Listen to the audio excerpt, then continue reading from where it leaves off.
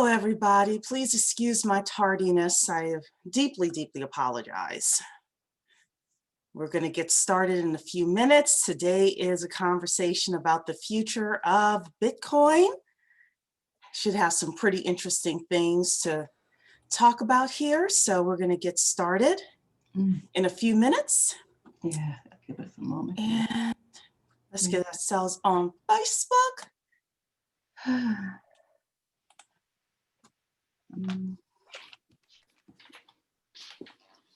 Oops. Put a one in the chat if you own some Bitcoin.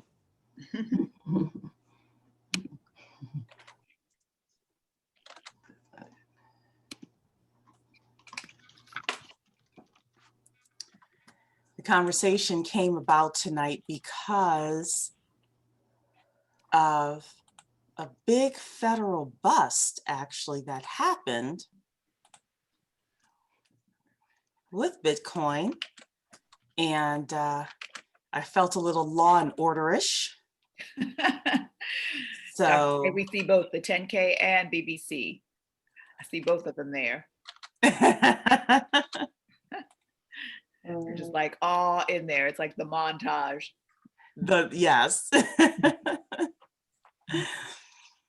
So perfect. Oh, and Jeff told us exactly how much. All righty then. So everybody here, it looks like, has drank the Kool-Aid and you own some Bitcoin. So that's really good. It kind of makes me wish I had bought a little bit more when it was $4,000 a few months ago. But hey, you know what? You got to be satisfied with the portfolio you have, right? Welcome everybody to Black Blockchain Consultants. You know, if it is Wednesday, it is officially Blockchain Day. And this is Blockchain Chat, where we talk all about the business of blockchain from our point of view. I am Cherie. I am the founder of Black Blockchain Consultants, and I am here with Talisha Shine, Dr. Keisha Waddell, and Eric Spence. I'm going to have them go around, say hello, talk about themselves, what do they do, and then we're going to jump right into tonight's topic. So Talisha, why don't you go first? Yes, I am Talisha Shine. I am Vice President of Blockchain Consortium International, also an Inner Circle member. And this is an interesting conversation since there's a lot of predictions that also just came out this week. So I think we're, as usual, on topic. So we'll have an interesting discussion. Dr. Keisha? Oh, next. Yep. Hi, I'm Dr. Keisha Waddell. I'm the Executive Director of the Center for Blockchain Studies, the education arm of BBC, and I'm a BBC member. I'm really excited about this topic here. I have a little, I'm with Jeff with the fractional portfolio. Oh, trust us, all of us, I'm sure, have a little.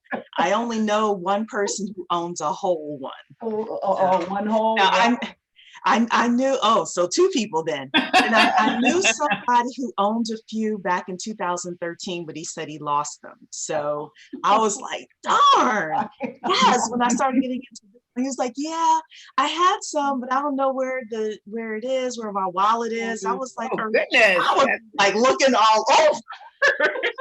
That's called collateral damage in the house. Until we all find it. Nobody's allowed to go anywhere. You're not allowed to eat. No bathroom breaks until we find it. Until we find my wallet. Yes. Well, he had gotten divorced and he moved around a couple of times. So I think it just got lost in the shuffle, you know. Of his life. His wife took it. Yeah.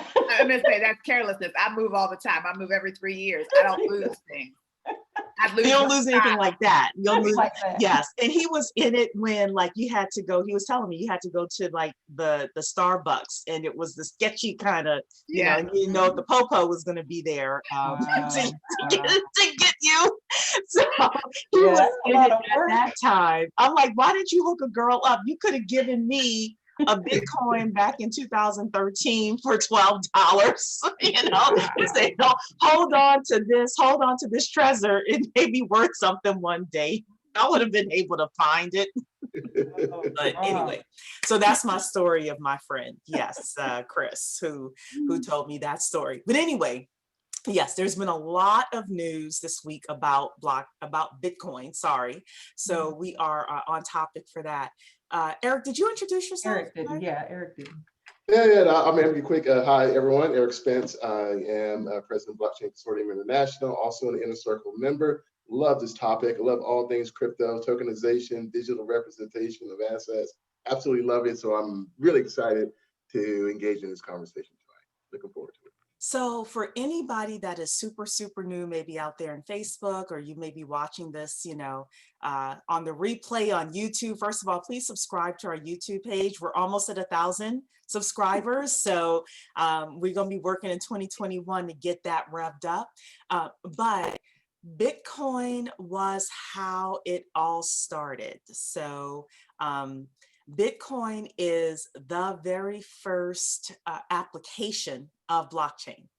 And it was done during the last financial crisis because there was too much power and control the creator or creators felt in the bank's hands. And they wanted to have a decentralized monetary solution. And it went through its ups and downs for many years, ups and downs, ups and downs. And actually, the first legal issue that we're talking about tonight is a remnant of that, called the Silk Road. But anyway, so there were for years mostly naysayers about Bitcoin. And now a lot more of the money guys on Wall Street are starting to not only pay attention, but starting to put billions of dollars into Bitcoin or Bitcoin-backed assets. And that is one of the reasons why we as a people and we as Black blockchain consultants are looking at what's happening with Bitcoin and keeping an eye on it. And we do not give investment advice. Bitcoin is highly speculative. So I'm going to lay that out there right now. This is not investment advice. None of us on this screen are certified in any kind of financial, certification. So don't take your investment advice from us. This is just for informational purposes only, but you guys can decide what you want to do from here. So what I wanted to do tonight was show you a couple of articles, because you know how I am about my articles. And I'm going to make this maybe a bit bigger. There we go. This was a story that got me interested in tonight's topic. The United States government has seized more than $1 billion in Silk Road assets, linked Bitcoins, and seeks forfeiture. So this came out last week. And when I read this, I thought, well, this is interesting. So many of you may be asking, some of you may be asking if you're new to Bitcoin, what is the Silk Road? The Silk Road was the illegal and illicit actions that people were paying using Bitcoin several years ago in order to, buy drugs, human slavery, all sorts of illegal things. And that was why for a long time, many legitimate Wall Street people said that Bitcoin would never work because the government is, not going to allow Bitcoin because illegal things were happening with Bitcoin. However, a lot of arrests were made because of the Silk Road. And the other big thing that I want people to know from this is that a lot of people think that what happens with Bitcoin is anonymous. You're told in various advertising that Bitcoin is anonymous. This article proves that Bitcoin is not anonymous. They can trace it. It may be a little bit harder to trace, but they can trace it just like they trace a bank transaction. So I want people to be aware of that as well. And there are always opportunities with regards to this because they hired a private company in order to find these Bitcoins. So The US is suing for forfeiture. Here, yeah. The US is suing for the forfeiture of thousands of Bitcoins totaling more than $1 billion that it recently seized, the Department of Justice said on Thursday.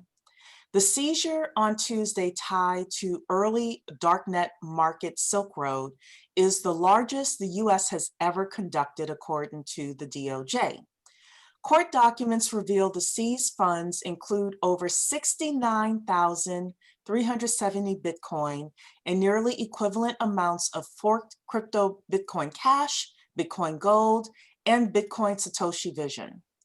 Prosecutors say an unnamed hacker stole the trove from Silk Road and moved them to a wallet where they sat from April 2013 until the Tuesday seizure.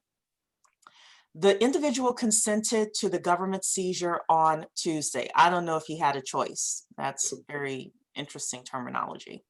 The news comes days after blockchain intelligence firm Elliptic reported that a wallet possibly belonging to the Silk Road marketplace moved almost $1 billion worth of Bitcoin earlier this week. This was the first transaction from the address since 2015, where it transferred 101 Bitcoin to Bitcoin E, a now shuttered cryptocurrency exchange, allegedly favored by money launderers, Elliptic said. BTC E operator Alexander Vinnick has been in custody in Europe since 2017. Earlier this week, Elliptic co-founder Tom Robinson speculated the coins may have been moved by imprisoned Silk Road operator Ross Ulbricht or a Silk Road vendor. And then Ulbricht, who operated under the pseudonym Dread Pirate Roberts, operated the darknet website from 2011 until his arrest in 2013 and is currently serving a life sentence. So I thought this was interesting for a couple of different reasons, and I'll have my panel come in here and talk about it as well. The number one thing that I saw here was, anytime you have activity, the government is ultimately able to track it. Number two, I don't know how much they played this blockchain intelligence firm, Elliptic, but these types of companies are going to be hired, and some of the companies hired should be our companies to do this kind of work. So again, we always focus on the business of blockchain and the opportunities that are out here. These are some of the opportunities that are out here. The third thing that I'll say, I had a friend call me and she said that one of her relatives called her because he wanted to get a divorce. He wanted to hide some assets from his wife. And he called her to try to get her to buy a Bitcoin at the time, this was a few years ago, buy Bitcoin and hide those assets. So there are also not just the government going to be looking for these types of transactions, but also, divorce court may be looking for these types of asset movements as well. All sorts of corporate, auditors and things like that. So again, I think that there's just a lot within here that we can look at with regards to negative things that can happen, positive things that can happen, and most importantly, opportunities. So I'm going to open it up now to my panel to talk about that first article and the DOJ shutting it down. And one last thing, I thought I read somewhere that the DOJ wants to take the Bitcoins and then release them into cryptocurrency space so that so that they can recirculate, because you may not know this, I'm sure everyone who owns Bitcoin knows there's only a certain amount of Bitcoin that can ever be created. So I read it somewhere, it didn't look like it was in this article, but that's what they want to do. They want to seize it and then they want to release it. So we could have $1 billion of additional Bitcoin floating out there for us to purchase as well. So anybody who wants to go and talk about that very first article? I ahead, was Eric. gonna, oh, I'm sorry. I was gonna tap in on what you were talking about with regard to the business of blockchain. I was thinking about forensic accountants at this point. That's a big deal position as it is already. But including that blockchain piece on there, the Bitcoin piece on there, has to be that future forward forensic accountant at this point. And I'm not sure if that's already a function of their training already, but that might be a position for any type of teacher who might be out there who might want to, because I'm a high school teacher, so to bring that point up for the new people coming in so that, the marketplace of the student is asking for that kind of instruction. And that may pull on the institutions to make that happen.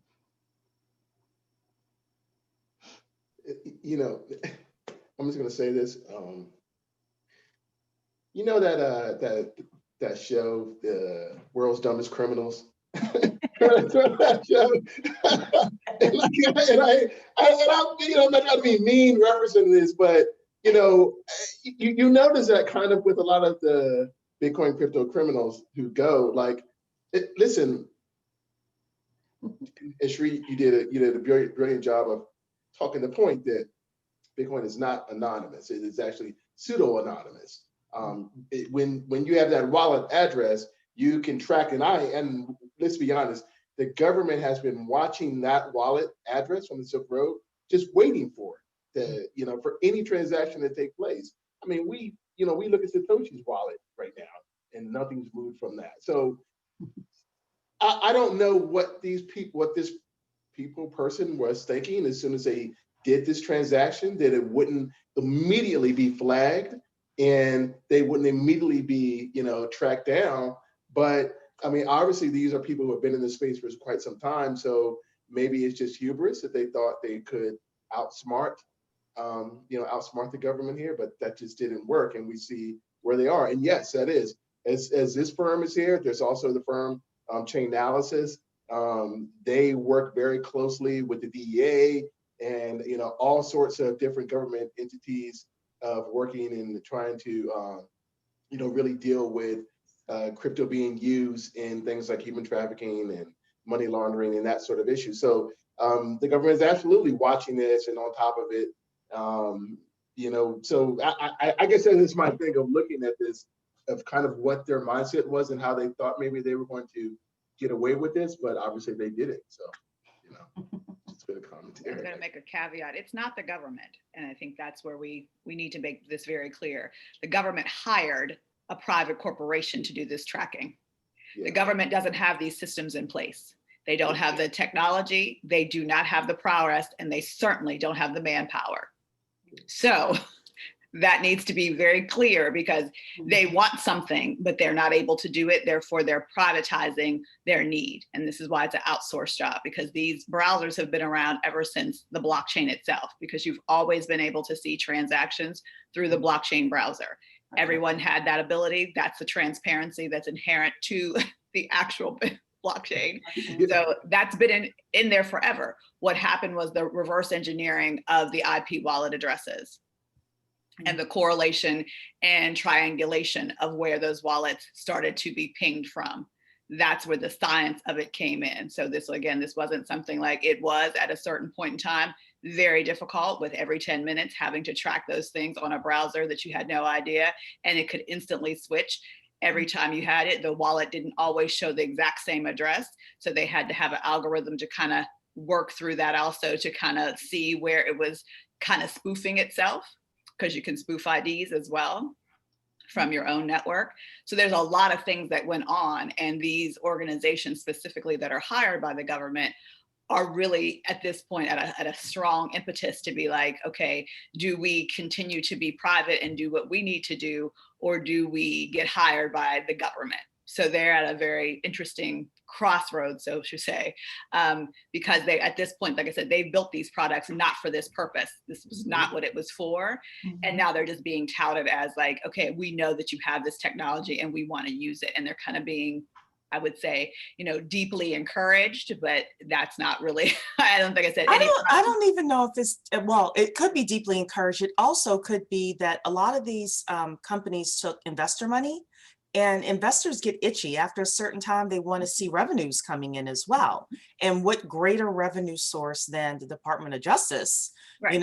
or Health and Human Services, et cetera. So some of it is just practical as well. Yeah, some of it is. I think, like I said, it's a business, and that's what Mhm. happens. But this is what I think the technology, the manpower, and the actual business models are not being, kind of held within the government. The government is using these technologies. So this is where, again, going back to where our perspective comes in, we have to build these kind of companies, even if it's a small thing that it does. Again, we talk about that a lot, building those very small things that kind of work in tandem with these other things in order for us, because if this becomes the business of everybody wants to, if you say, the court wants to use it, or a private eye wants to use it for divorce, they're going to have offshoots of that business. It's not just going to have to go through the government. And these companies may offer that as a service now for you. So that may be something, again, to proactively kind of look at and say, how do I build a business, or what do I do? What piece could be even pivotal? It could be one small thing, just like the gentleman who, before we even had the filters, he built that trajectory for the face, and then he sold it to Snapchat. It wasn't meant for that. It had no use for that. He held on to it and he said, okay, whatever, and sold that piece. Just that's how we're going to have to see something very minute, or, kind of even innocuous, but that can be used in tandem with something else. And now we have a whole different system that we're working with. Absolutely. So tonight is really about giving people more ideas, and our entire 2021 is going to be that. Like, everybody who is a Black blockchain consultant, pick in virtual unison, we're going to be talking about pick a major for 20, not only pick the major, but like act on it. Yeah. There's no better time to be Black and be in business than now. They're looking for us. I spoke with a writer from Forbes a few weeks ago, and he's like, there are Black people in blockchain. I'm like, oh, let me tell you, let me show you. But we've got to get out there as well. And picking a major, this is an incredible opportunity. It's an incredible opportunity for people who want to. You don't even have to build anything. You can take the platforms, just like we did with Simba Chain. Take something that's already out there, learn how to use it, hang up your shingle and say, hey, if you need XYZ done, if you need this type of financial auditing done with cryptocurrency, Cherie Inc. is here, or Cherie LLC is here to help you, and really start reaching out. And then going back to Ron's story, for those of you who are new, Ron Story came and did a session for us called How to Start a Tech Company Without Knowing How to Code. One of the things he talked about in there was the customer development survey, where you can go just talk to people and ask them what they're looking for. And if I set this up, this type of business up, could I contact you to, contract with me? And if 40% of people say, this is what I need, and yes, call me, then boom, your business is set up. So there were some of you who said a couple months ago or last month, that you wanted to make 100 grand.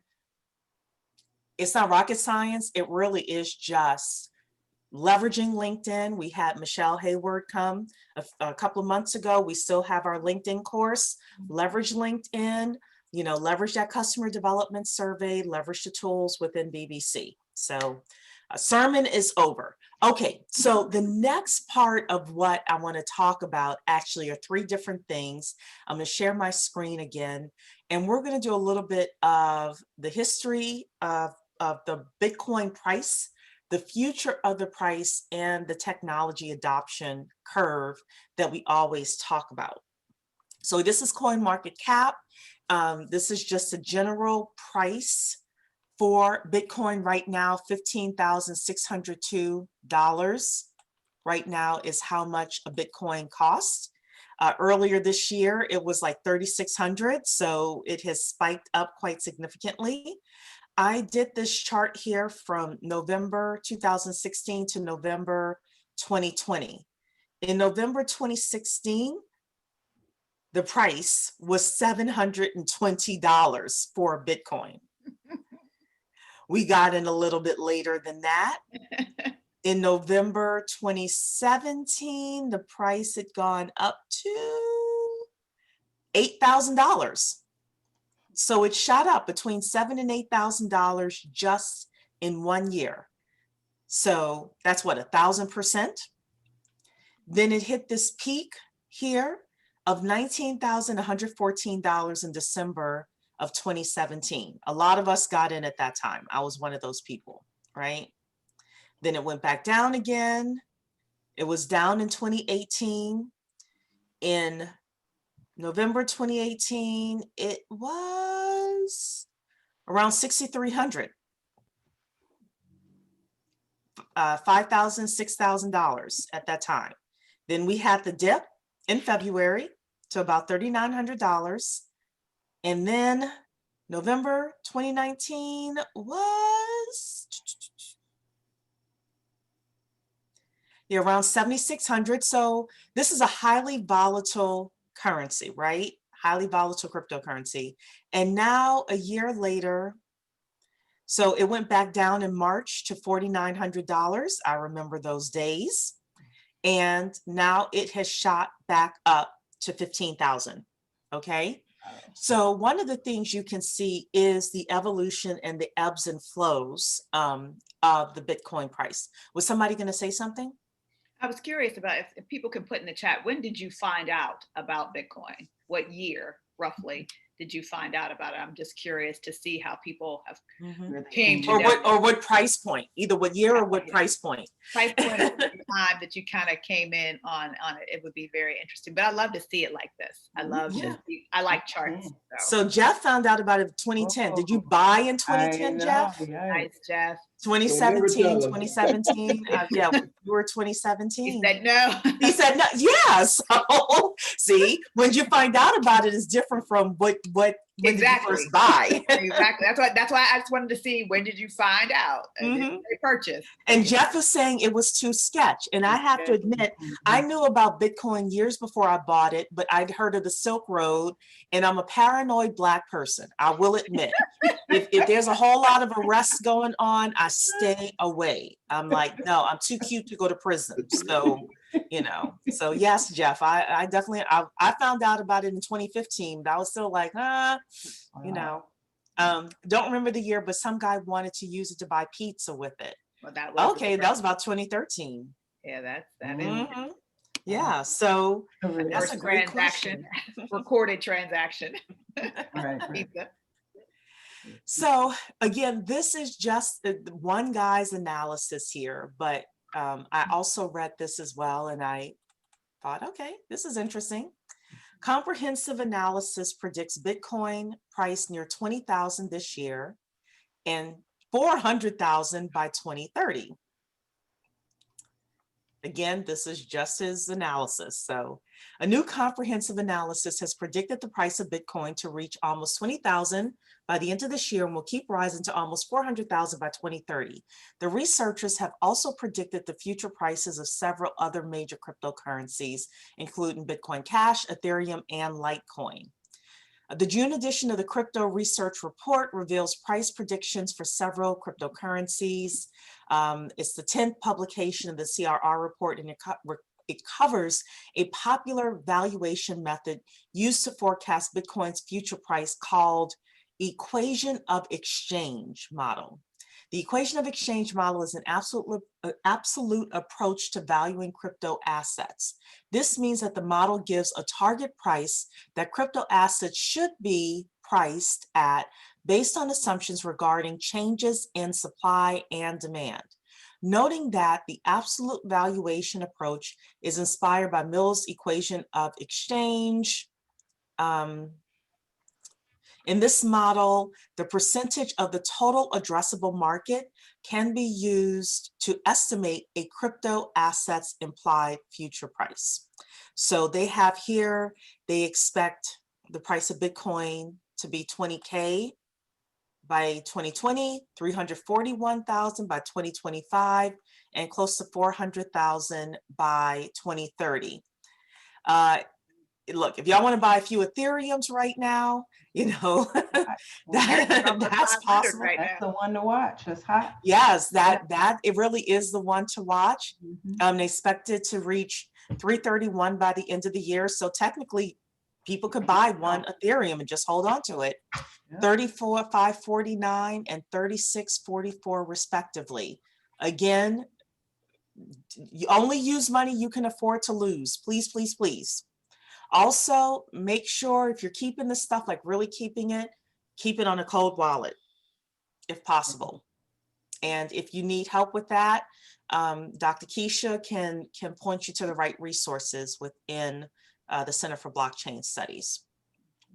I want to read this here. The total addressable market for all cryptocurrencies today is approximately 212 trillion, the report notes. It includes unit of account and the medium of exchange, consumer loans, offshore accounts, reserve currency, store of value, online transactions, remittance, micropayments, unbanked, gaming, crypto trading, ICO funding, and STO funding. The largest use case for cryptocurrencies is as a medium of exchange. We believe that Bitcoin is still at the very start of its adoption curve. The price of $7,200 at the end of 2019 suggests that Bitcoin has penetrated, read this, less than 0.44% of its total addressable market. If this penetration manages to reach 10%, its non-discounted utility price should reach $400,000. This section here was what got me then to go to this and just pull it up again for all of my newbies here. This is technology adoption life cycle.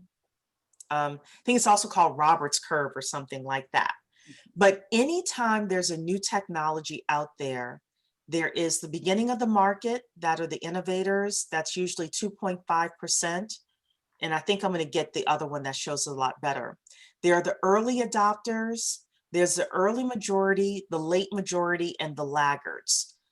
This chasm here is when the real money is made. So if we think about how Facebook got started, it started with the innovators. These were the kids in college, and really at Harvard, that were using it. And then the early adopters were, you know, all the kids, all of the college kids started to use it. Some of the high school kids started to use it.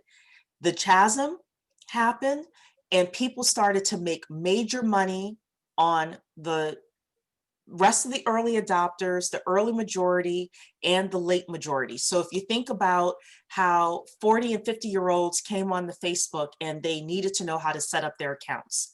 Some of them hired people to do that. They needed to know how to begin putting content up. You know, people started taking classes for that. People needed to know how to market their businesses on Facebook. There were classes for that. There were people who still make their livelihood today doing that. Bitcoin and blockchain is going to have this same upward trend. And what we're trying to do is position ourselves to take advantage of this. That's why I keep telling everybody to pick a major, because you want to start now putting together your content, putting together your courses, hanging up your shingle, etc., so that chasm is expected to hit no later than 2025. Between 2023 and 2025, you want people to say, oh, wow, Cherie has 3 years of, you know, talking about this. We've been doing blockchain chat now for 3 years. When the chasm hits and people are looking for Black blockchain consultants, they're like, wow, you guys have been doing this forever. That's what people need to see from you. Even if you do just a weekly podcast, yeah, it may be crickets now, but when this thing really blows up, you want to be the one with 75 of your own blockchain chats or whatever you're going to do. Those are the people that are going to make the real money. Okay. So with that, I talked a lot, but that was like a whole section of today. Thoughts? I like the comparison, but I think of Facebook, and I think this is a good introduction to business models. Business models actually changed and things just didn't happen. Network marketing really evolved during that time. And that evolution wasn't just years upon years upon years. It was months where people started to understand how and try to leverage it in many different ways. Live streaming was the exact same thing. It took one single year for what we consider, when the marketers come, that's how you know the platform has changed. Mhm. Anytime you launch a platform, there were many live streaming platforms, specifically around 2006, 2005. They all kind of came out, and they were just, again, they were just applications. Everybody was like, oh, I'm just building this to be cool and just to, to socialize. As soon as the network marketers came and tried to leverage the platform for business, everything sped up very, very quickly. And that's where we are right now. At this point, it's a conversation, it's great. But now we need to change it to that business, because once you get to that business structure, things escalate very quickly. And that's where, anything, being a expert, so to speak, or just a thought leader in the space doesn't take a whole lot. It just takes consistency, and that you have, like you said, a major, someone knows where to come to say, hey, there are people who just did, live streaming on one app, or they did Facebook ads really, really well. Those people literally just created courses, and that evergreen content was there, and they're still making money on different things that some people don't even know that maybe not even in existence anymore, but they have to start from the beginning. Mhm. Their content and their course work is still available. And that's where we kind of are sitting and positioning ourselves at the same time. We're here to offer, that kind of dialogue, but at the same time, there's an educational piece for people to get ramped up to. That's how you become the early majority at that point, because you have to educate. Somebody has to tell people what it is, because there's a whole lot of people who have no idea and want to know everything. And like, just tell me everything about blockchain. That's going to be a hard sell. But if you have course content that's evergreen, that, or at least can step them through, you have an in at this point. So I think those are the things that just kind of think it's not so much building this behemoth of a thing. It's really finding that niche and finding, again, where the business meets that need, because that's really, like I said, the expediting factor is a business process or a business problem that can be solved with this manner. Good point. And to that, I just want to say education will ride across all of these different waves, all of these different, humps and whatnot. So, hey, join BBC. I'm looking for people who are ready to think this way, and then to put their actions to work. The more people we have to focus in on little things, because like you're saying, you're so right about that, Talisha, about, apps in general that we know about. They focus on a certain function. And if we could do the same in terms of the education, bite-sized pieces of information, that would be tremendous. So, and consistency, that's the huge piece too. You really nailed that on the head. So like I said, if anybody's interested, please come to the join like Blockchain Consultants. We would love to get going on some courses on wallets, or whatever the need is. And I really love to have the people who have the ones who feel like, I just don't know. Whatever you don't know, that's the person we want to deconstruct for your need. And then before we know it, we've got a whole outline for a course. So just. And Jeff, laggard doesn't mean that it's the tail end. It's not a sunset product at that point. It just means that you're the last to adopt. I always look at it like those individuals that have the home phone that still have that rotary dial phone, they're laggards, Right. Because I haven't had a. Big Mama's not getting rid of her rotary phone. Now, come on now. Yeah, Laggers, they gonna die laggers. You have to, because it doesn't function. There isn't something to plug it into, so that it's going to have to go. That's what a laggard truly. Big Mama's gonna die before that happens. She gonna get that big button phone and like it, and just that's how it's gonna have to be. It's just, you can't talk to me until you call me on this phone. I'm not taking any rotary calls. My phone doesn't ring for those. But that's really what it means, is individuals who, even though the technology is very present and prevalent, they're still using it like really antiquated, and they have to either transition. It becomes truly almost like they can't use the same thing anymore, and or it's like, okay, it's just becoming cumbersome to do so. Like they just don't have the level of functionality that they have. You can't text on your rotary phone. You can't get pictures on a rotary phone. So that's what happens with that. But as I said, those people need the most education. So by the time that you're building for them, you're building a lot of education for those individuals because they have to start from the very beginning. They're not overly receptive to it. And I was going to say too, a lot of times those kind of folks are folks I like to talk to in anyway, because a lot of times they have concerns that might be mitigated by some technology that, again, they just have no idea about, or they're true concerns that we need to mitigate with the new technology. So it definitely gives you those pain point issues, which is critical in marketing. So to really talk to that person about what's got them afraid about change, is helpful. It's really helpful for us as marketers and creators of content in an educational aspect. Can I say one thing about something you just said, Dr. Keisha, and Felicia said it too, about change. Like, into this point, this is one thing I think that a lot of the naysayers in the legacy financial sector, and it's people there, they're hearing about Bitcoin and tokenized assets and other cryptocurrencies, all of those in different categories, that they're kind of like, just swiping it away. And, oh, I heard about that stuff. This is what they're not getting, okay?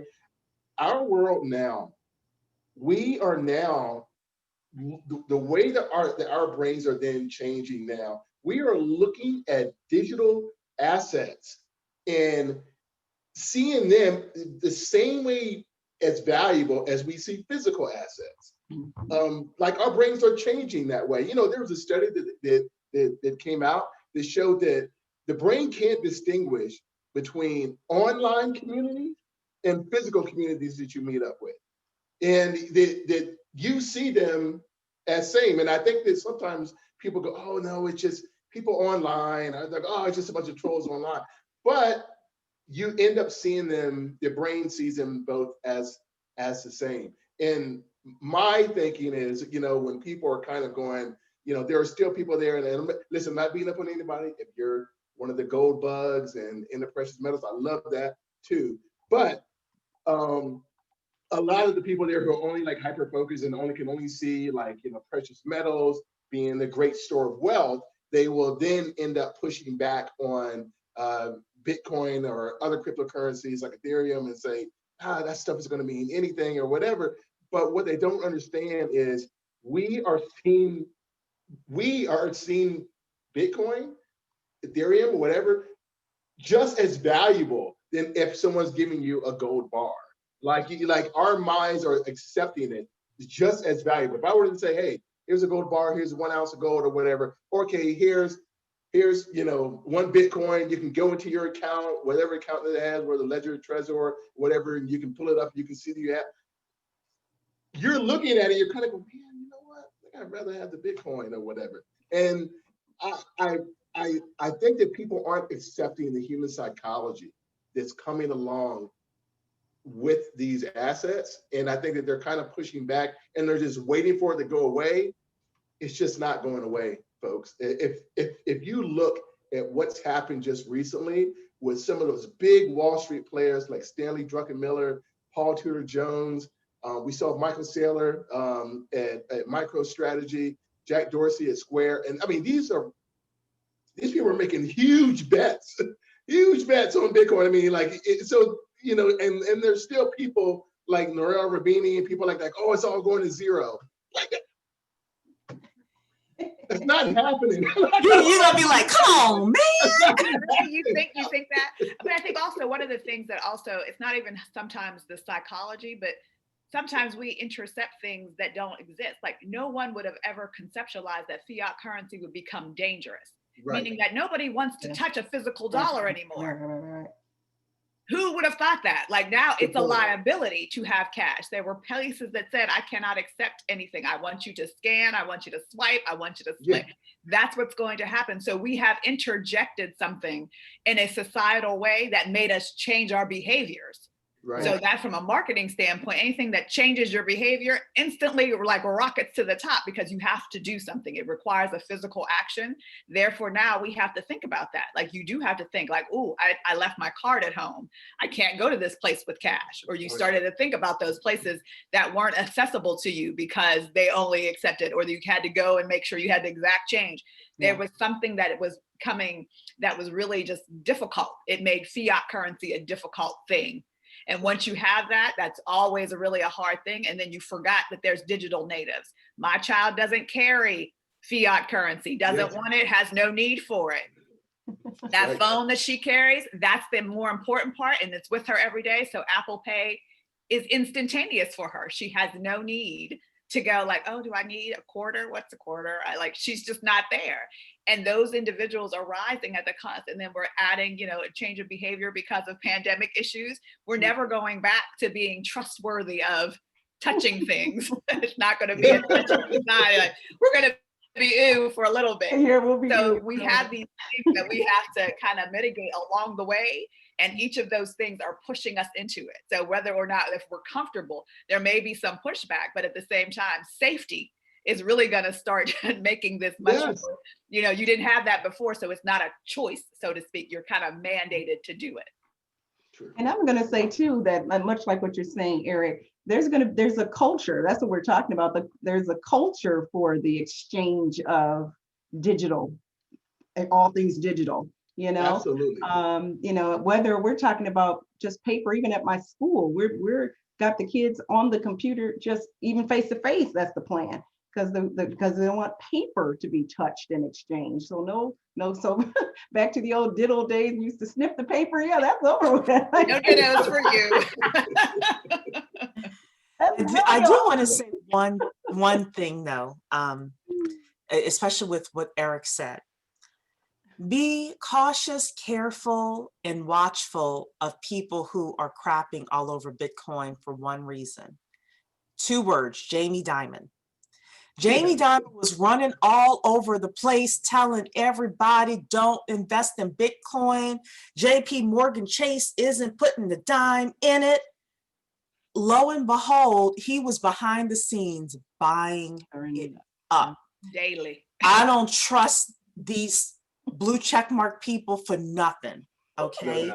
Follow your own beat. And one of the great things about us being early in this whole process is we don't trust anybody anyway. So, the BBC crowd does not follow the crowd. We look at something, we're like, yeah, okay. So I don't trust any of these people who are like, it's going to 0. I'm like, oh, so that means you're buying. Because and the louder they are, the more they're buying, and the more you start seeing the big dollars get in, the closer we are to that chasm where the mid-sized companies and the smaller companies are coming in. Hence PayPal.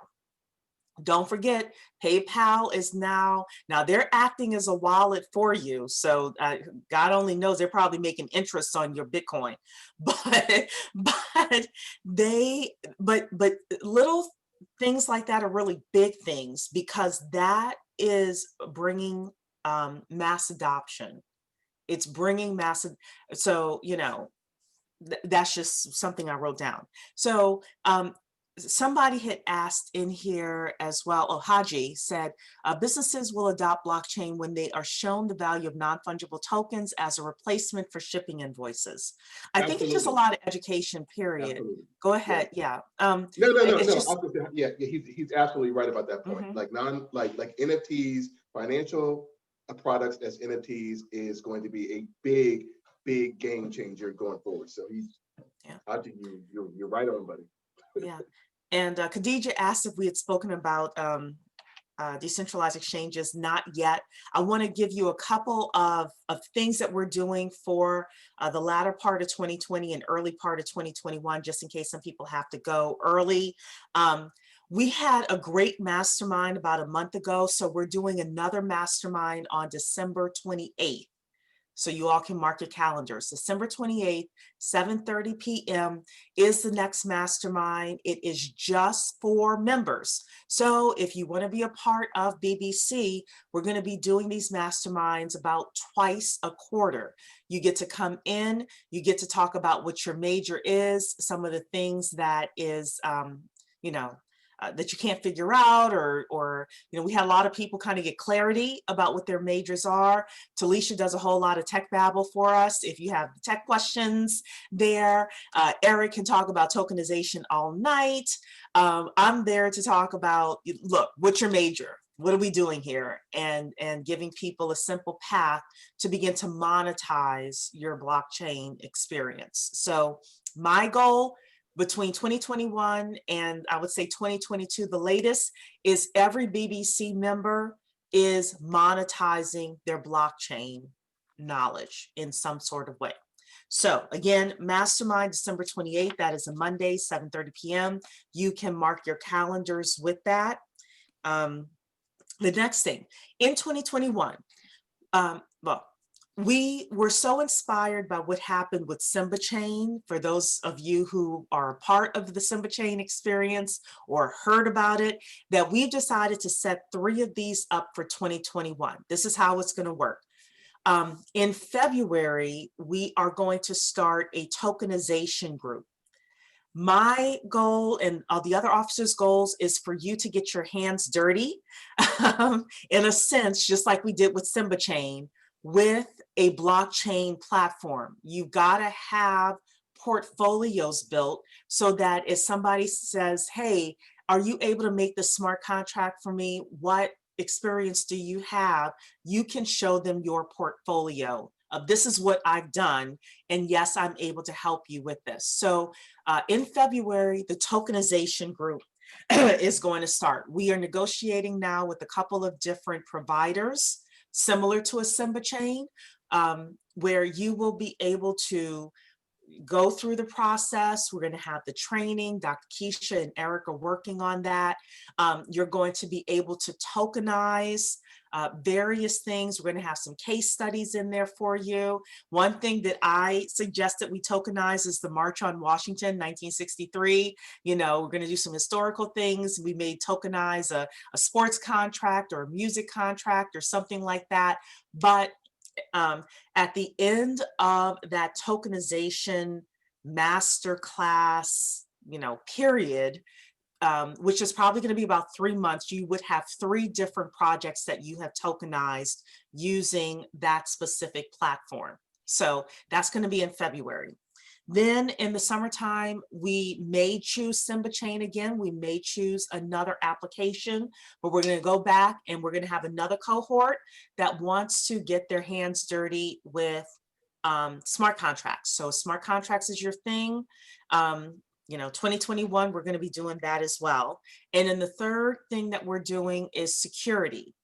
So in the fall, we are going to do a blockchain security cohort with people that want to really, test the waters and actually have experience with security and with, I don't know all the terms, but Daniel Addison does. So, with not only learning it in the theoretical sense, but also being able to practice and being able to beef up your resume with these skills. My vision for this group, number one, is still to get us to 1,000 members. It may take longer than 2021, but that's one of like 1,000 active members. And number two, to have everybody monetizing their blockchain experience in some sort of way. So the way that we do that, the best way that we do that is to get you practical experience based on what you want. My ultimate goal is to have these cohorts running like all the time with new people coming in, and eventually you become a teacher's assistant, and then ultimately you become the master, right? Okay, perfect. So I also want to do a survey in the chat, or you guys can email me info@blackblockchainconsultants.com. What do you want? Is there a specific major that you're looking at that you're like, Cherie, I think there would be 5 or 6 people who would be interested in either this part of blockchain or a specific platform that you all want to use. We're Black blockchain consultants. We can go to anybody and say, hey, we've got 5 or 6 people. We want a deal on your software and we want somebody to come and do extensive training for our team. Now's the time for us to use the blackity blackity blackness. So if there is something that you've been looking at, let us know. Put it in the chat. You can let me know, info@blackblockchainconsultants.com. You can let Dr. Keisha know. She is running that piece of it. We want to make this an experience for you that turns your membership into dollars. We want you to make so much money from being a BBC member that you're like, why would I ever leave? Okay, so let us know. We can't do this without you, you know, letting us know what you want. So I see someone here saying Azure, hands-on experience establishing a supply chain blockchain. Can be both with smart contracts and tokenization. So that can be one of maybe the case studies that we do. So yes, absolutely. Let us know what you are looking for. Haji is saying Simba Chain. Yes, Simba Chain. You got it spelled right. Yes. And we're looking at a couple of other companies as well. So Eric is saying this is one of the rare times where retail has been able to get in before the institutions. And it's one of the rare times where we as a people can get in before everybody else.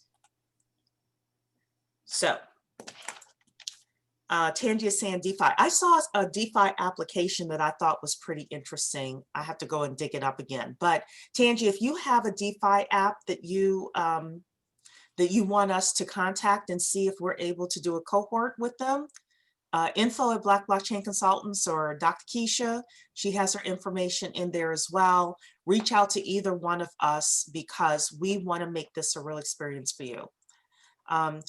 Yes, Haji, we want to hear your request now. You can put it in the chat right now, or you can email, either way. But yes, we definitely want to hear. And this is something I'm probably going to be asking through the end of the year. What do you guys want for 2021? So that we don't have to guess. We can just say, okay, you know, I'm pretty crafty at research, so is Dr. Keisha. We can reach out to the right people and say, look, we've got a group of people. This is what we want to do. What can we do? And Khadija, what part of DeFi exactly? I mean, because that's a big overarching topic. So what aspects of DeFi would you like us to discuss?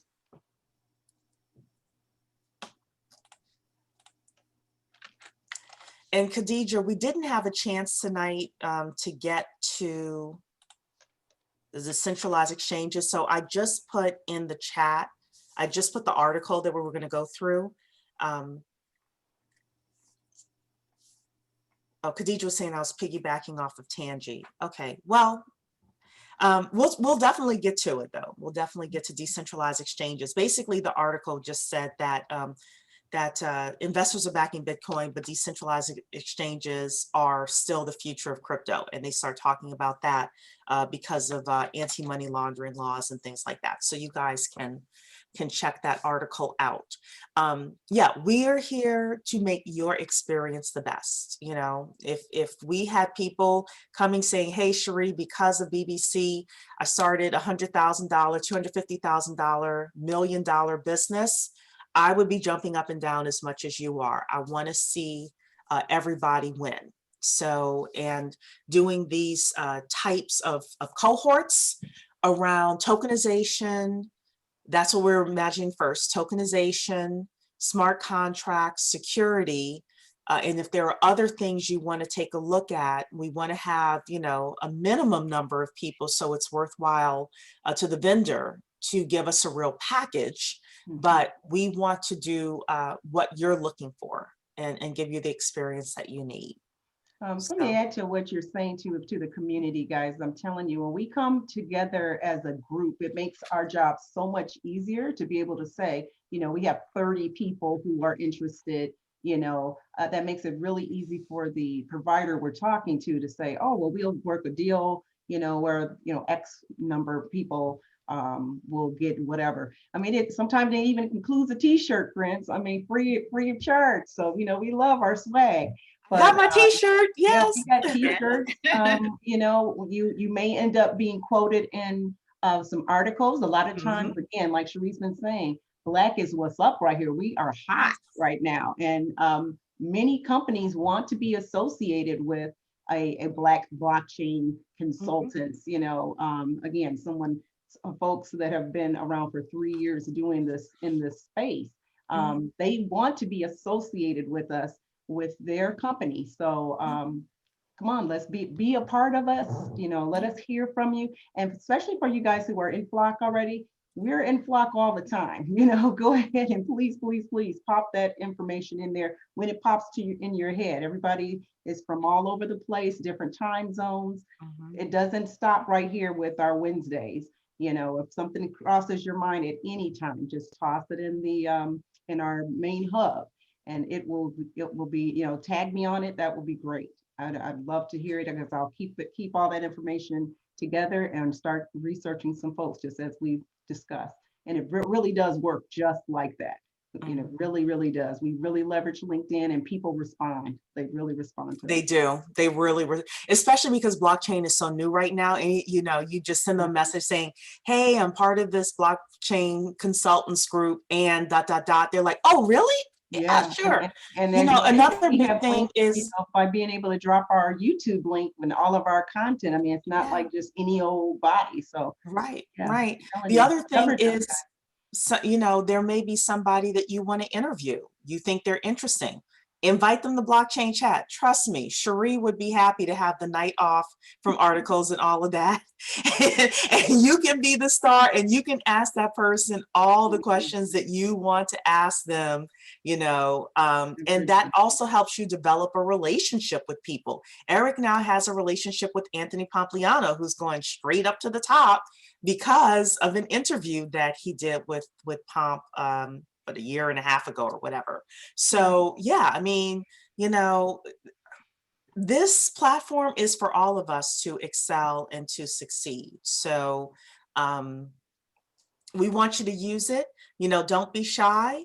I would say 90% of the time I'll say yes. Only if it sounds like something that doesn't really align with our values would I say no. Other than that, the answer is yes. Let's do it. Let's try to make it happen. So Haji is asking a few questions here. I'd like to know what consults are available local to me. Sort the list by region or city. We don't have anything like that. So you probably would have to use Professor Google for something like that. Number two, though, we can help you with. Why should I choose one platform of blockchain over another? We have a course, blockchainstudies.tech. We have a course. What is the name of that course, Dr. Keisha? Yeah, How to select a platform. Selecting your blockchain. How to select the blockchain platform. So my suggestion to you is that course is really great, because it not only answers your number two, it also, and number three, really, it also, if you want to be a blockchain consultant, it gives you the business of blockchain consulting as well, so that you will have, for example, a questionnaire that you're able to go in and ask your prospective clients. So if hiring a consultant, what should I know in order to be sure I'm not getting ripped off? Again, that course there is what you need, because it'll give you the basics.